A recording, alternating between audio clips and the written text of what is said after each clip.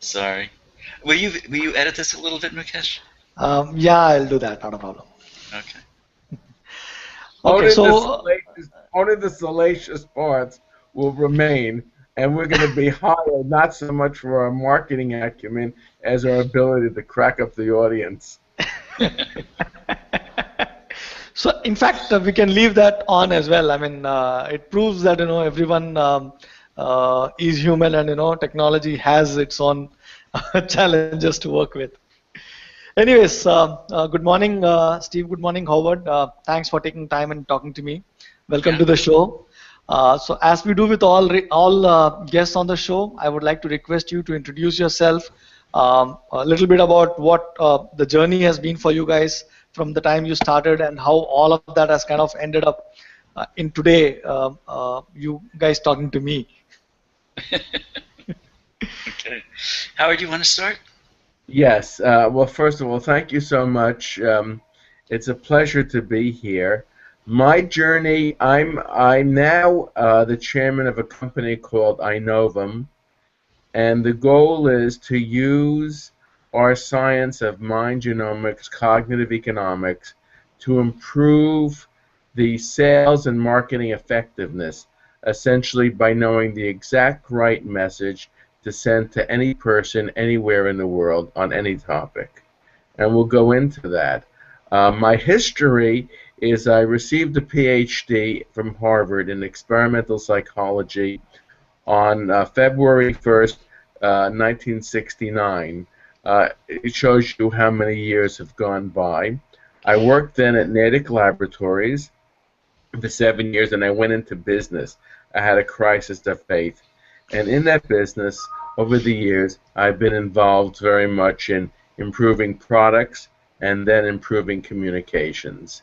And here I am, 46 years later, working with my colleague and partner, Steve Rappaport, on this wonderful program, sharing 46 years of experiences, joys, some failures, and a vision of a new science. So thank you again. By the way, I am not running for any official position, although if you want to write my name in, you may.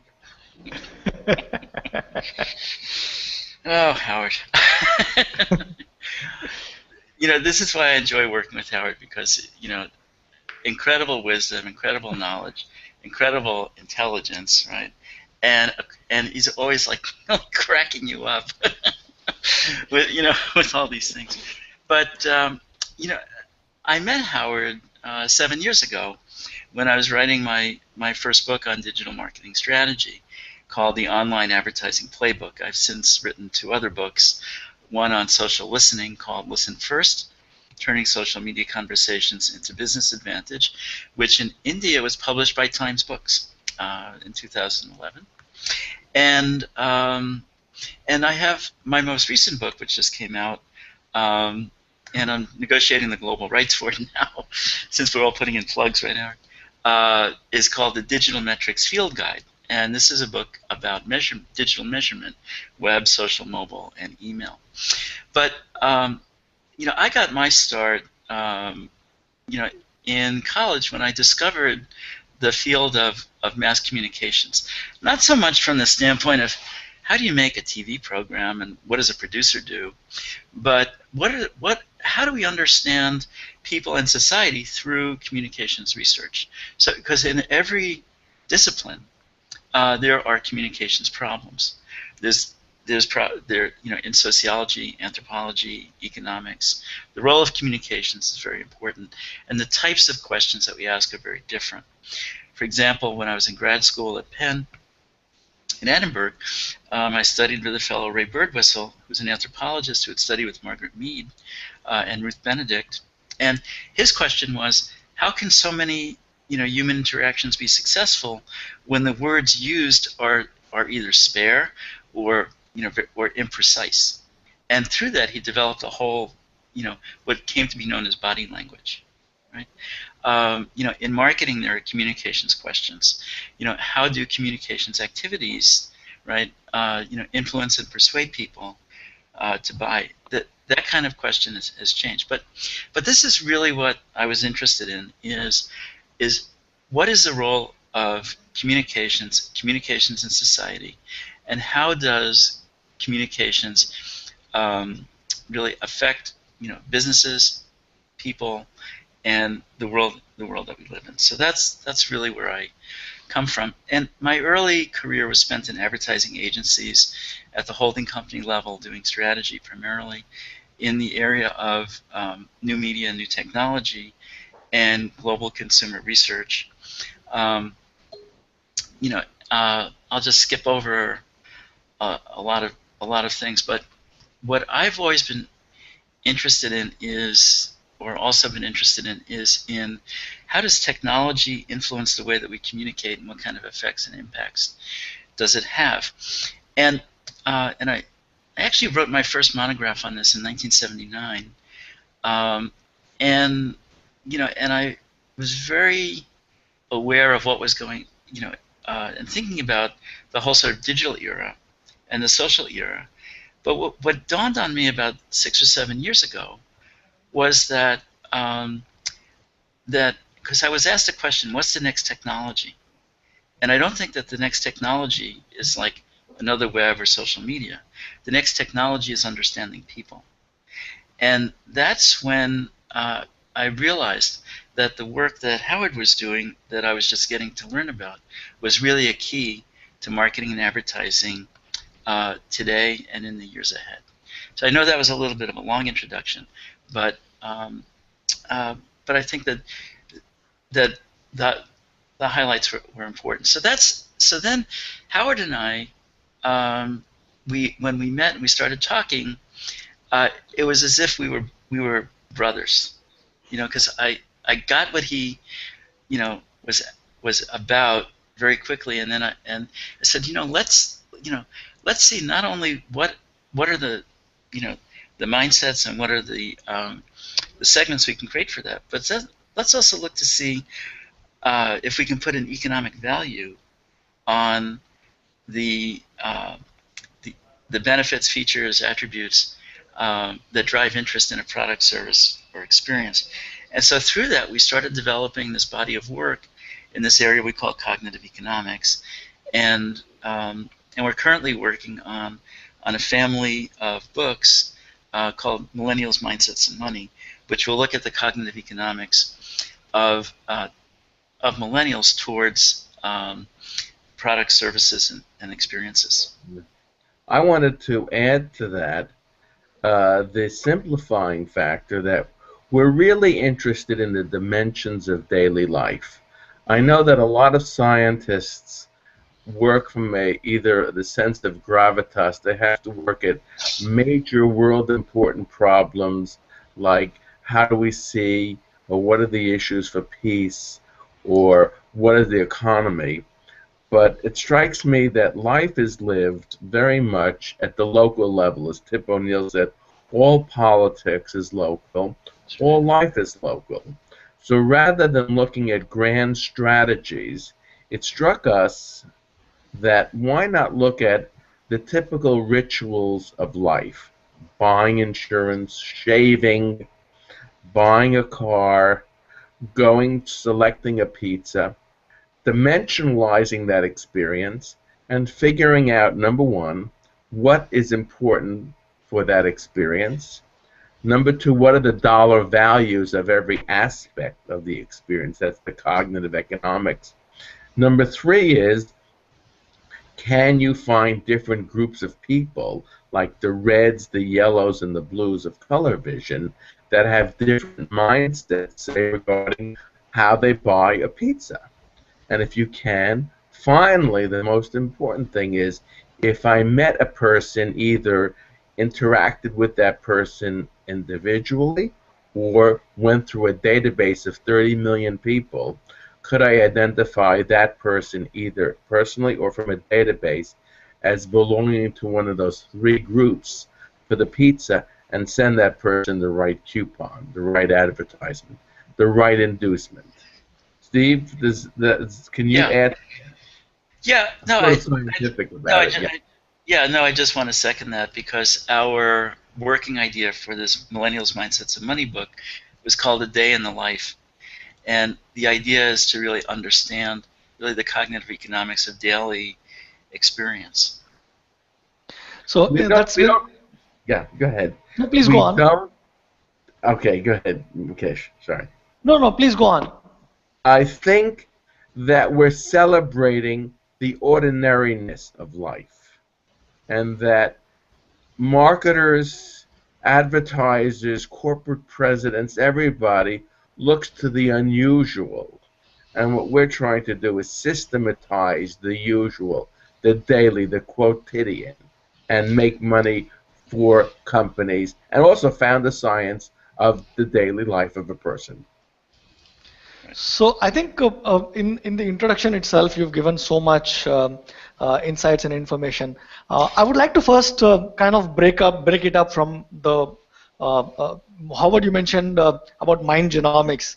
Steve, you mentioned about cognitive economics.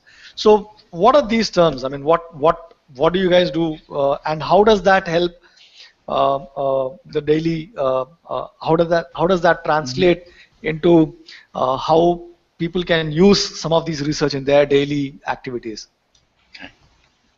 Well, Howard, why don't you talk about mind genomics, and then I'll talk about cognitive economics. Okay, well, let's just say, for the sake of argument, things that we've done. For example, with car sales, if you know the algebra of the mind of a person coming in, the inside of the mind, that's a daily activity, buying a car, not a daily for a person, but a typical daily activity. What are the things that resonate with a given individual? And there are those who are looking for value, those are looking for simplicity, those are looking for advice. What works for each of those groups of people? And if a person comes in, how does that? How does the car salesperson identify an advice seeker, a performance seeker, and what are the exact words? When we did that, we increased the close rate from 20% to 40%. So that's a sense of, if I know who you are and I've done the science, I know what to say. Another example, not in the business world, but in the health world, is the issue of readmissions within 30 days. So we took the same principles of mind genomics, experimental analysis of what it takes to keep a person on track, on the wagon, in terms of exercise. What do you say to a person who's being let out of a hospital, discharged, to keep that person from coming back in 30 days? How do you get that person to comply with the medical instructions? You do these experiments, you find out that there are several groups, you type the person, and you give the person the right instructions. And we found that we were able to reduce the readmission rate from 17% to 5%. So there's a sense that if you know the person, any salesman, any marketer will tell you, if you know the inside of the person, you know the messages. And we're just trying to systematize that scientifically. Well, all right. Well, you didn't really answer the question. you gave examples, Howard. Now, what is mind genomics, Howard? Mind genomics is the experimental science of the everyday. Thank you, Steve, by the way. I need that because sometimes I'm so used to it as a scientist that I need a Steve, I need a Mukesh to keep me outside of the inner dialogue with my own head. But it's the experimental science of the everyday. I want to know what are the aspects that a person likes or dislikes. So it's best if I give you an example. You take an experience like buying a pizza, you cut up that experience into how you interact with the clerk, how you order, how you want to pay, etc., how you want it delivered or eaten there. And you have different alternatives. You mix and you match. You end up with vignettes, which describe the experience. Some vignettes you like, some you don't like, and you figure out what individual aspects drive interest. Steve, you might be able to do that better than I can because you're a little further away from it. Well, I'll do it differently. I'll do it differently. You Yeah. probably will be clearer. I'm talking more from the operational point of view. No, I know. More from the theoretical point of view Yes, I think is, so.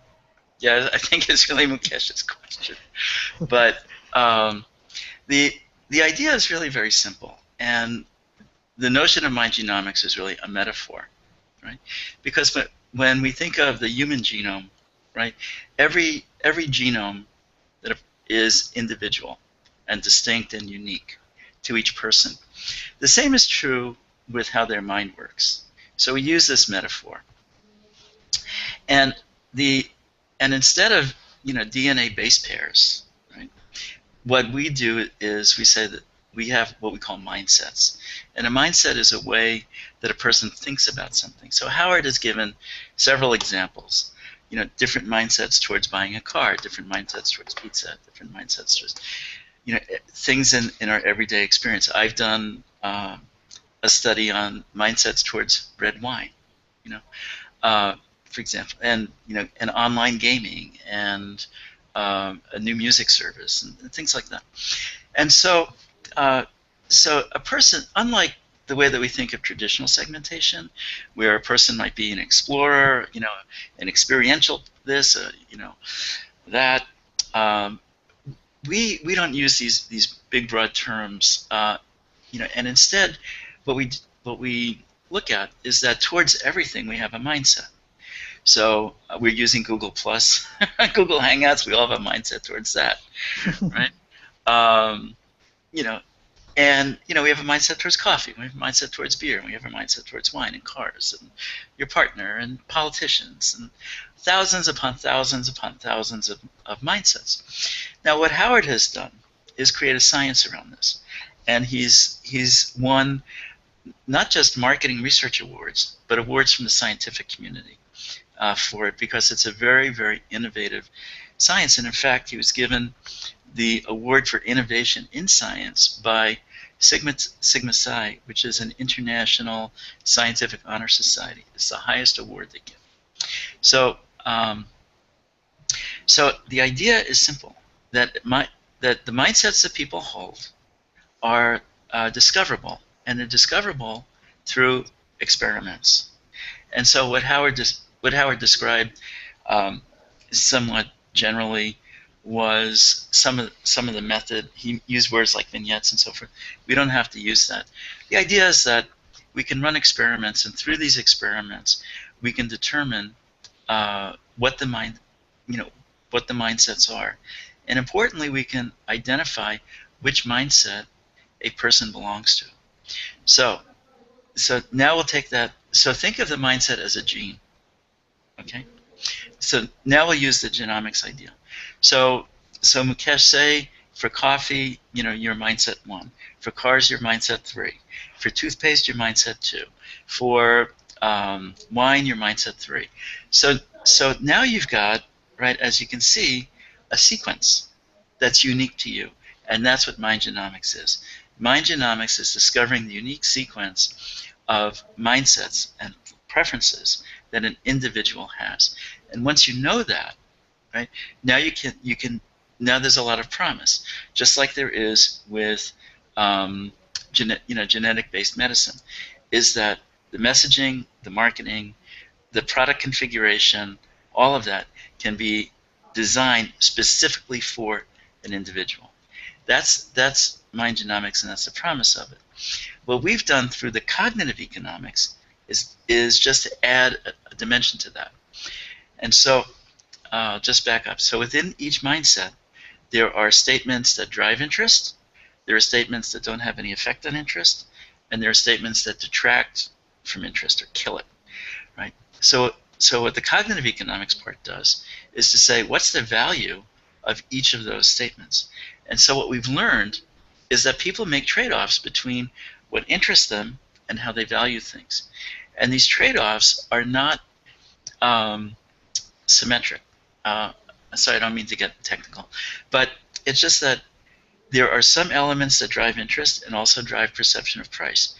There are some elements that don't drive interest, but say, you know, that seems like it should cost more, right? And then there are some that detract from interest. What? So you know, so so for example, if like in my wine study, if you take a characteristic like imported from France, there were three mindsets. One mindset was people who were focused on the wine. A second was people who liked affordable, everyday, food-friendly wine. And there was a third group that was really into wine sort of as contributing to the experience. So bringing wine to dinner and enjoying it with friends. Now, that one statement had three different effects. In one group, it increased interest. In one group, it had no effect on interest. And in the third group, it detracted from interest. Then when you looked at the dollar values assigned, in the group that drove interest, it didn't drive price. But in the other two groups, it did. So you can see that what interests people or not interacts, well, yes, interacts with their perception of price. And so you can watch all of this trading off going on. So as a marketer or as a salesperson, right, we're able to tell what's the hot button, what's the cold button, right? And if I use a hot button, is it something that people are going to really appreciate, value, or not? And that's what cognitive economics is about. So that's very interesting. So if I understand what you both said, I understand that. So if in my own words, if I may explain what I understood, is that this is a method of segmenting people, not based on their age, demographics, or some really large indicator of their personality, but based on how someone actually reacts to a certain situation. That's right. Which is what you call mindsets. And Exactly. Yeah, and the point is, there's a couple of important things that what you've just said. One is local. It's specific to a specific relevant experience of a person. And number two, it can be done anywhere in the world fairly quickly, which means it's appropriate for business that wants to capture customers. Yeah, I just want to second that point, because one of the hallmarks of this kind of research is its speed, right? I've actually done these studies and turned them around in a week. And one example was Howard and I work with an investment banking firm to help them vet potential investments. And there was one company that came to them. They were intrigued by it. They were intrigued by the technology, but they weren't quite so sure about the features and their interest to consumers. So we did a cognitive economics study, and what we found was that the features that they thought, right, were going to be the most important often weren't, and that what they thought would be highly valued wasn't. And so this gave the investment bankers the basis to make their decision. And that was done in a week, but what the investment bankers said was, we're not, because they had been through several rounds, of interviews and discussion and so forth, and they said, we'll only make this decision if you do this work. So that's an example of how it can be done very, very quickly and used to make, multi-million-dollar decisions. But some of the examples that Howard gave are very important. We generally say that to do these studies takes 3 to 6 weeks, from start to finish, and you get results, and they're actionable. So, for example, with the car buying that Howard mentioned, what we did is we did a study of people's mindsets towards car buying, and we did an A/B test in the dealership. Half the salespeople were trained on asking the questions and using the scripts that were provided. So, so they would be able to segment somebody, or assign them to a segment and then talk to them in a way that the segment would respond to. And the control group didn't. The close rate in the control group stayed at the historical rate of 20%. the close rate in the experimental group went up to 40%, so a doubling. You know, So that's very interesting because I also wanted to unpack this a little bit because yes. doubling of conversion rate is something which is really huge, and I know for a matter of fact that the audience that we have would love to understand how can they try and get this at their organization. So as much as I have understood from your side, from the conversation so far, the first step in the process seems to be identifying the mindsets. So Well, let me take it through it. Yeah, Mukesh. yeah, please go on. Yeah, because it's really very straightforward. This is the way that this is a very systematic approach to doing the research. This is not one off. Let's see what we get. Let's gather up all this stuff. I'm going through something like that now with one of my clients, but. Not for this cognitive economics stuff, but for something else. But that's a very traditional way of doing things. This is a very systematic approach, and here are the steps. The first is, what's the problem that we want to solve, right? Is it how do we sharpen the messaging? Is it how do we configure the product, right? Is it some aspect of the experience, whatever. So we define that. The second is that we then say, well, what are all the types of features, benefits, attributes, emotions that a person might experience, right, for this? So for the car buying, well, let me take the wine. So one category was taste. One category was, how it was produced. Another category was price. Another was food pairings, right? So these are all the things that people consider when they're considering red wine. So what we do is we identify the usually 36 of these elements, okay, and they go into a matrix. Then that matrix is in a computer system, or call it a survey system that Howard developed called IdeaMap, and earlier I said this is an experiment. So what we do, or what we have the software do, is we take 3 or 4 of these ideas and combine them. And this is what Howard called a vignette. And so for red wine, it might be from Australia, goes great with crusted rack of lamb, tastes like wine, twice the price. And then we ask 2 questions. How interested are you in this wine? What would you expect to pay for it? Right? And out of these 36 elements, the software then creates these random combinations of elements, 3 or 4 at a time. There's some rules governing them so that they stay random. So each person sees a unique set of these vignettes, and they get rated. So everything is randomized. And we usually do these studies with 300 to 500 people. Right? That gives us a very, very solid end for our statistical analysis. So we recruit people either from a company's database, or we'll use an online panel company, or or do some sort of invitation. But the first 2 that I mentioned, using a customer's database, customers, or a panel company, are the most common. And then we invite them, and they come to the online survey tool, and they're told what the task will be, and they just go through these vignettes, rating them on these 2 questions, one after another, until they exhaust the set. And then after that, we ask them some questions, for profiling purposes. So they may be demographic, attitudinal, and things. So we can do some, some traditional crosstab. After the data is collected and we close the survey, then we have statistical routines that run in the back.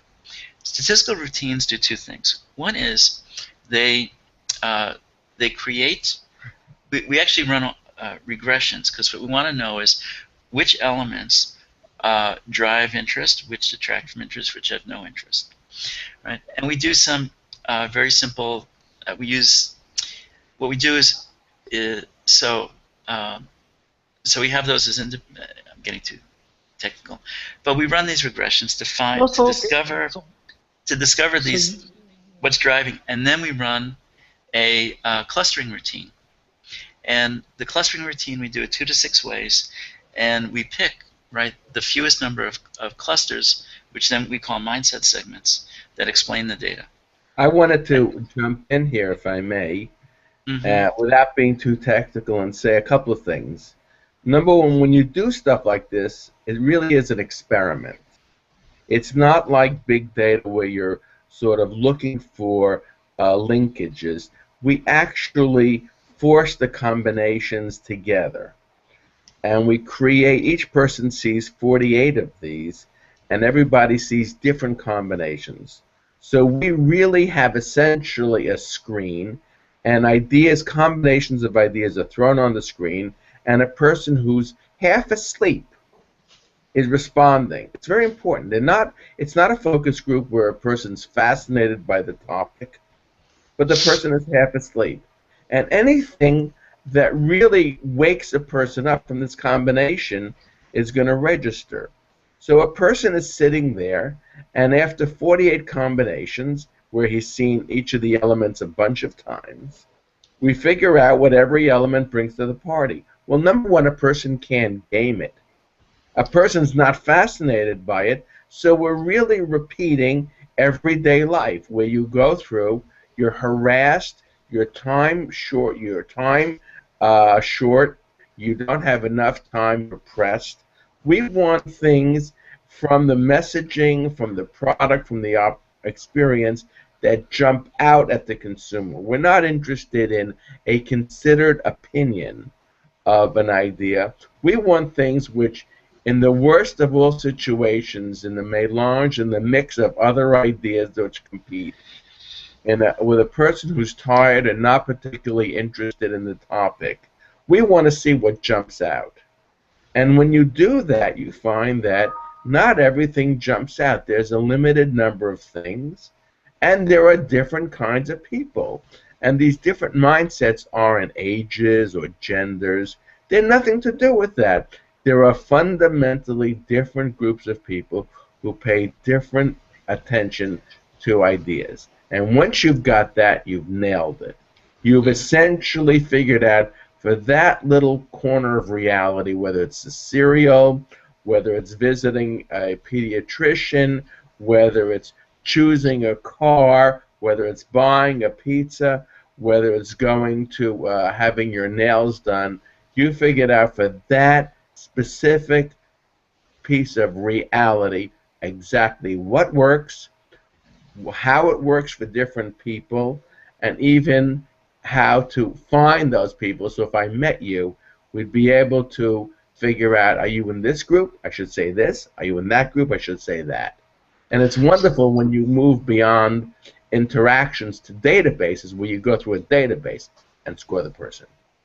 So this is interesting, but let's say, for example, there is a startup here or a small business here in India, and he wants to do something similar or do an experiment like this.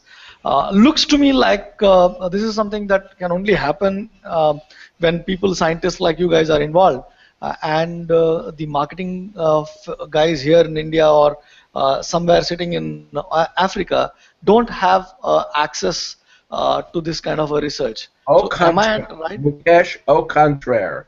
I did this because of my vision that I wanted to democratize this so that anybody in the world, I use my vision or my image as a young 11-year-old girl either in Vietnam or in Paraguay. I want that young girl using this technology on the web to be smarter than the biggest company with 50 years of experience. I want her to be smarter anywhere in the world than the company that's the biggest competitor. And that's what I made, is a system that in the land of the blind, the one-eyed person is king. I wanted to give this young girl the one eye where everybody else is blind. So how does someone access this? Let's say, for example, there is someone in India or someone in Pakistan or Africa. They want to start working on this for their product or for their process. They're doing it already. They've been doing it for years. No, Go Howard, to- yeah. But let Steve say it, and I'll add in. Or should I say it, Steve? You can. Uh, um, The simple. No, let me do it. that's why we're partners in this, because he occupies the role of the communicator and I occupy the role of the scientist. And to me, science is important, and to him, communication is important. And over breakfast, we argue about who's not going to pick up the check. So no, it's actually quite straightforward. Howard says it's just that all of this is packaged as a system, and it's just a matter of licensing it and getting access to it. That's all. Okay. Yeah, that's it. And we would do some training, because the one part of it, there's two parts of it that require a little bit of training. One is we talked about the matrix of elements that become the source for the vignettes. Just a little training about what makes a good element, right? How do you choose elements, things like that.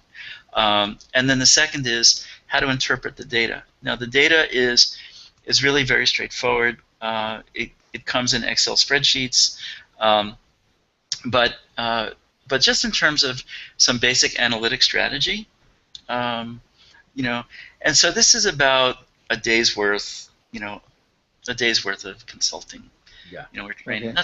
That's all. So, and have you already worked with entrepreneurs who are actually using some of your systems, the licenses, and what has the experience been like? So, if you could just share a couple of experiences, that will also be good. Yeah. I've Go been ahead. doing this for 30 years, and the current instantiation, the current is about 15 years old. We began, of course, with companies, then we began with marketing research firms, and in the last 5 or so years, we've been working with various entrepreneurs as well. And it takes them about a day to understand it, and then they just start going through and figuring out what to say. Steve, you might want to add to it. Well, no, I think that well, let's sharpen the answer to the question, and that is that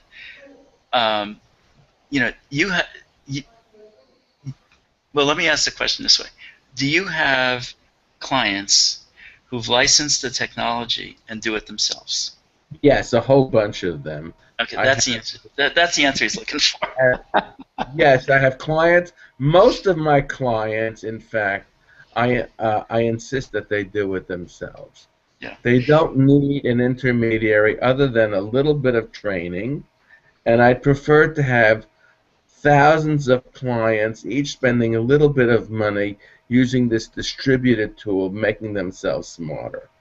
Exactly. So that brings me to another very interesting question, which you kind of alluded to earlier, which is about product development, right? So one of the I was reading a statistic sometime earlier this day. It said that in America alone, that's about $265 billion, which is spent in creating new products which do not exist 2 years down. That's right. Which means that there is enormous amount of focus on creating new products, enormous amount of focus on innovation and coming up with new products and services, and at the same time the rate of failure of these services is also alarmingly high. Add to it the fact that the Silicon Valley culture of fail more, fail fast is adding to that, which personally I do not believe, but that's been around. So which has put a lot of pressure on product teams and marketing and to come up with products which are actually successful. So how does this help people like them? Well, you have Mukesh, you have touched on one of Howard's favorite topics. I'm going to say something, but at the age of 70, I'm allowed to say it. And that is that I have been working in the commercial world now for 40 years, since 1974. I have never met a company that truly knows its product. I don't care about the conferences to which you attend, the books that you read, the gurus to whom you listen. I go into a room, and of course I can do it because nobody's going to shoot a 70-year-old handsome man. Um, well, they might, but I don't want to say that. I go into a room and I say, okay, I take out $100 bill because Steve has seen me. And I said, okay, I want to put your latest ad up on your competitor ad. I challenge you to tell me which messages pull. You guys are the experts in your own field. Here's $100. Here's a guy from New York. Tell me what works. And you could hear a pin drop. Then I said, oh, by the way, I did the research 2 nights ago with 50 people. You can hear the pin drop. And then I take an Excel file and I show them what works. And they're very quiet. Then they start chattering among themselves. I told you that was a great idea. I told you that was a terrible idea, etc. And then finally I said, there are 2 segments. Anybody? Here's another $100. You can hear a pin drop. And then I show them. What I'm trying to say here is that we have a lot of religion about new products, a lot of methods, but I challenge anybody to really tell me what works in your product and what does not. If you had a doctor who didn't know what worked in his or her patients, would call that malpractice. Well, let me answer it a different way, right? You're more diplomatic than I am, Steve. Yeah, you called me a diplomat the other day. I was flattered by that. I was. Because Howard describes himself as a curmudgeon. He described me as a diplomat, and somebody else as like a sales guy. But first, the audience should know that Howard is an expert in innovation. He has created some of the most successful products for consumer products companies around. Howard discovered and helped Prego create chunky tomato sauce. And Malcolm Gladwell, who most of you and all the readers know, actually gave a 20-minute TED Talk about how Howard did that, right? And it's not, he's not a one-hit wonder. Vanilla Dr. Pepper, which was just written up in a book by Michael Moss, is over $1 billion brand. And Howard developed the first electric toothbrush, for Oral-B. It didn't exist before. None of these products existed before. And and Howard and I were at a conference on innovation not too long ago. And actually, because he was attending, they made a spot for him on the platform. They said, "Oh, Howard's here. Let's get him up there." I mean, that's how. This is the kind. I'm not like, booster, but this is, the reputation and the contributions that Howard made. What we both feel is that a lot of the innovation process is broken. There are companies that specialize in innovation. They have these processes. They take it to the jungle gyms, and and they put you on stage, and they make you sing and dance, and do all these things to break down and release your creativity. But that doesn't really work. If it did, the stat that you mentioned, Mukesh, wouldn't be 268 billion. It would be a lot smaller. And so what Howard has done is bring a systematic approach to innovation. And so this notion of vignettes, of combining ideas, right, and asking people to imagine, is this something you'd be interested in? And I really like, it's the first time I heard it, but I really liked it. It's just that, he discovers, or this method discovers, what pops, right? So, what is it about, this wine that really makes you interested versus something else, or this, whatever, it's hard. It's funny. Sometimes hard to think of examples, but what makes something really attract you, and and a lot of the innovation process doesn't really get at that. Instead, they do all of this stuff about releasing your inner creativity. They do all kinds of, like focus groups and things, but it doesn't really get at the way that people are thinking. And absolutely, you're right. Then when you add in these other aspects like fast failure, iteration, the those kinds of things, it just breeds failure breeds failure. You may get something out, you'll get a learning experience out of it, but in terms of really coming up with an innovation process that's quick, that allows you to really zoom in fast on where the promising opportunities are, what the features are that are really hot and that pop.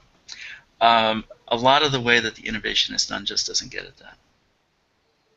Interesting, because I also understand the fact that the best way to come up with a product or a service is to have an ideal customer and develop the service or product for that particular person.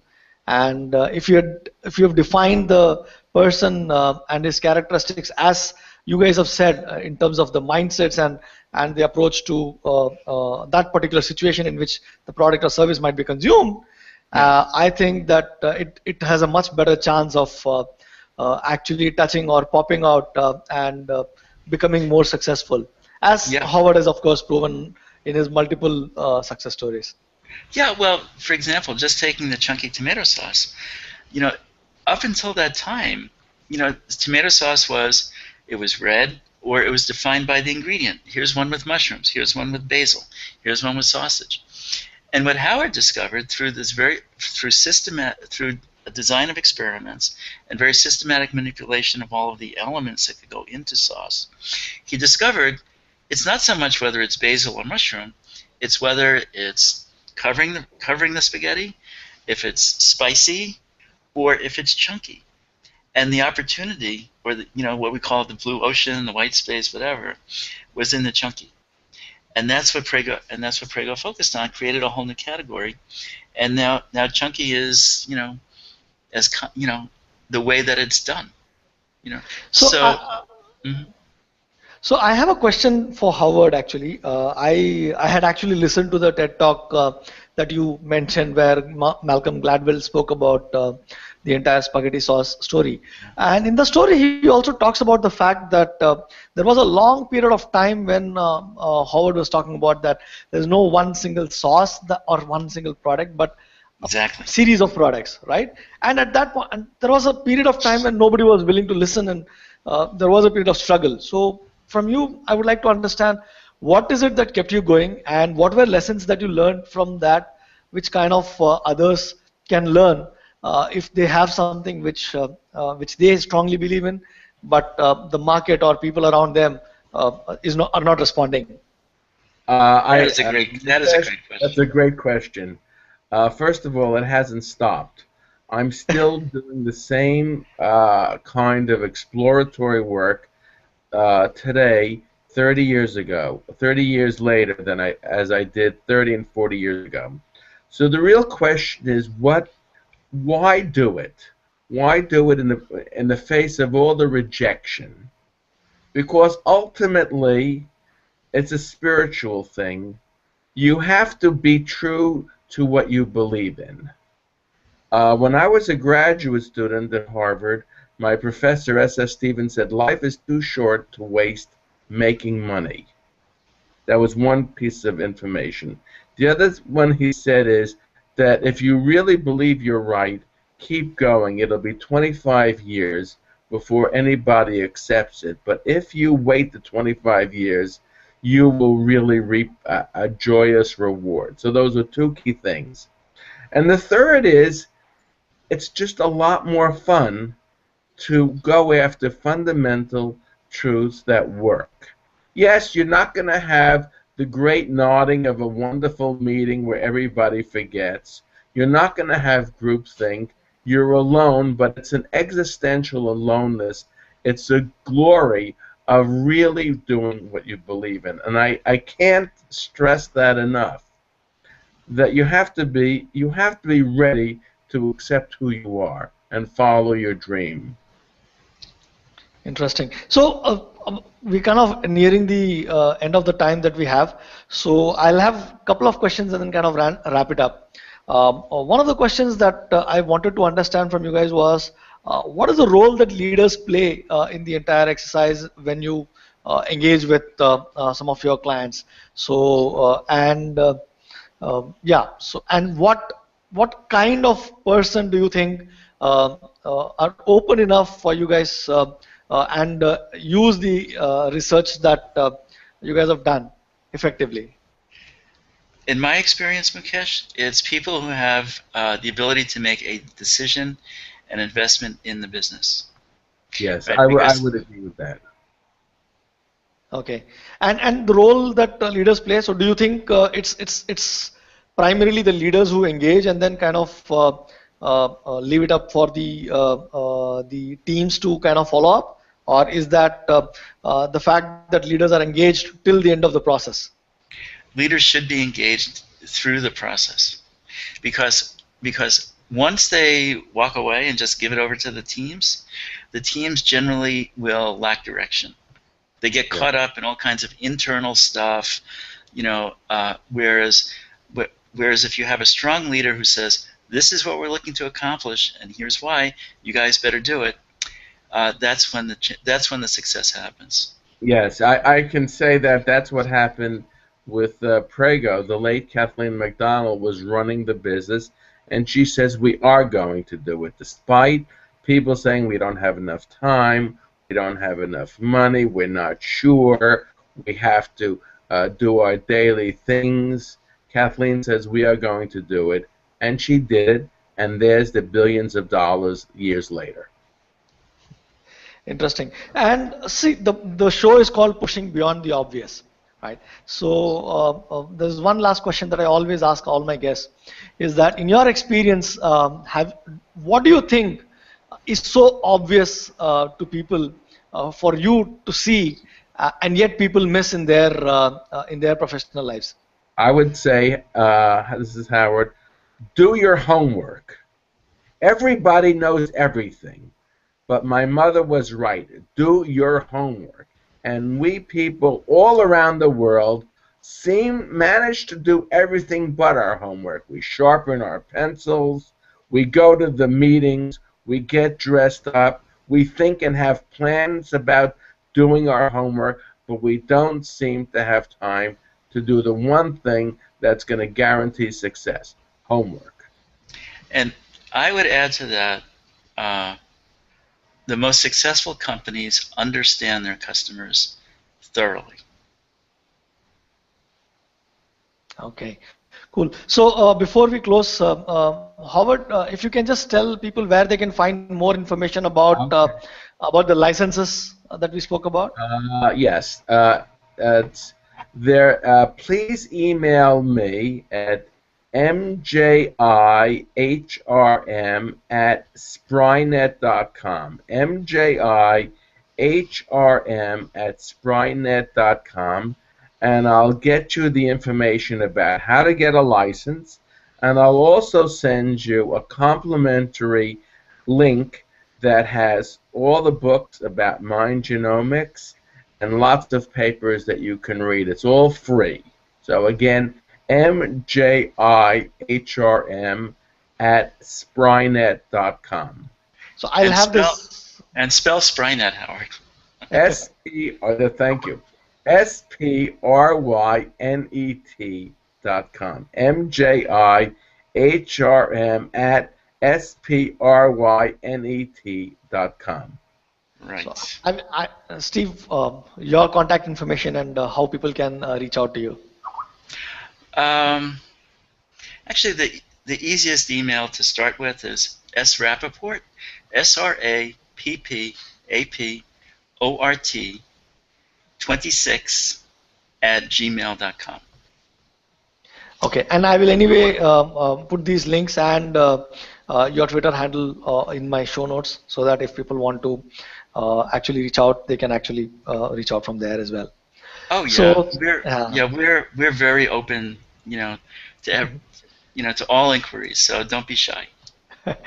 okay, thanks a lot, Howard. Thanks a lot, Steve, for spending this hour with me. It's a pleasure. May I make one thing? I worked with Doctors Sharma at St. John's Medical College in Bangalore, and that would have been 40 years ago. And my paper on individual differences in perception of sourness came out of that pioneering work in Bangalore. So here it is, 40 years later, and it's a complete circle once again. So thank you so much. I believe that is karmic, Mukesh. But Yeah, and I hope we do get some time, and you will indulge me by speaking to me again once your books are out. Uh, so hopefully we get to talk again at that time. Okay. thank you. Thank you, Thank Mukesh. you. Thank you.